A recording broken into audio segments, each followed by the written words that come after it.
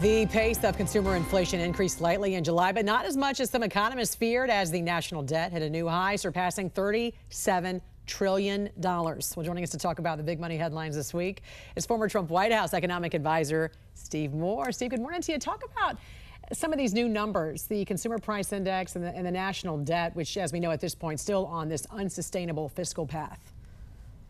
Well, first of all, I mean, on the inflation front, Jan, there was a big national sigh of relief because the numbers were really good. You know, we're seeing inflation continue to tick down. People are still concerned about the price of groceries and the price of the utility bills and so on. But the price increases are nothing like what we saw under Biden. So we're looking at about a 2.5% inflation rate right now. That's a little higher than we want, Jan. We'd like it down to about 2%, but it's much better than we've had in the past 4 years. And that was a relief, too, because as you just said, a lot of people thought that the tariffs that Trump has imposed would filter into higher prices. Not a lot of signs of that yet. Now, I do think at some point, if you impose tariffs, some of that will be borne by the final consumer. But at least so far, we've got inflation in a safe zone. And what about this massive debt we're looking at right now? Well, everyone knows it's a cancer in our economy. We cannot continue to borrow $2 trillion a year. It is going to bankrupt the country if we continue on that path. I believe we have to grow the economy faster. You know, the good news is in the last couple of months, the deficit has come down a little bit. So we're making a little progress, but not nearly enough. We have to really grow the economy, and we have to get rid of the hundreds and hundreds of billions of dollars of waste in Washington. Yep. Trump has made some efforts at that, but we need to do a lot more. Still a lot of work to be done. Another big headline this week: President Trump has nominated a top economist at the Heritage Foundation, E.J. Antoni, to lead the Bureau of Labor Statistics. Yes. You know E.J. Tell us more about him and what we can expect. Well, I've known E.J. for 4 or 5 years. He's worked with me. He's an excellent economist, very solid, good statistician.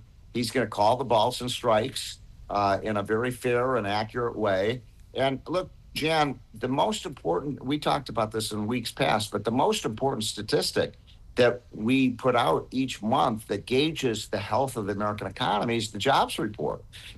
We need to make sure that jobs report is accurate. And I've been doing this for 35 years. The jobs numbers that have been coming out in the last couple of years, they're all over the place. They're up and down and up and down. And then they're changed, and then they're corrected, and then there's major corrections, like 1.5 million job correction during the Biden administration. We recall all that. That's right. And then you have 2 surveys, one of establishments, business establishments, and one of households. Yeah. And sometimes they point in opposite directions. And so we need accuracy. We can't have these massive revisions every month. I think EJ is the kind of guy who could come in. Look, he's not going to try to fudge the numbers. What he's trying to do is give us accurate numbers, which is good for the economy. I want to ask you about another statistic that I saw yesterday. You know, for the first time, we're seeing this shift in the largest private sector labor union in America. I don't know if you saw the story with the Teamsters. Their political arm now says it's going to donate to battleground Republicans in the upcoming midterms, which is obviously a huge change from their supported Democrats, but maybe not so surprising when you consider this report showing less than 5%, I saw, of union workers actually voted for their current leadership. 5%? Yeah, this is an amazing statistic, and it shows how undemocratic some of these big unions have become, where what happens is once they get in, you know, some of the leadership was voted in 30 years ago or 40 years ago, and they haven't had any elections since then. So that most of the workers, 19 out of 20 of the workers never even voted for the leadership. So we need to add some democracy. They need to have, as I've recommended, every 2 or 3 years, the union should be required to have a vote of their members to see whether they want new leadership or whether they want to continue to be in the union, et cetera. So it's become a big problem. Now, it is amazing that you now have some of the unions giving money to and endorsing Republicans. I think that's part of the fact that there's a new world. And by the way, Trump has been pretty pro-union.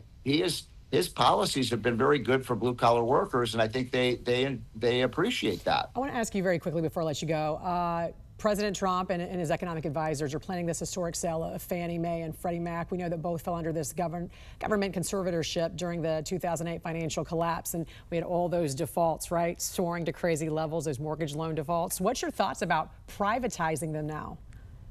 Well, you knew, and I do, and everybody watching this show remembers what happened in 2008 when the economy crashed. It was one of the worst crashes in the economy since the Great Depression.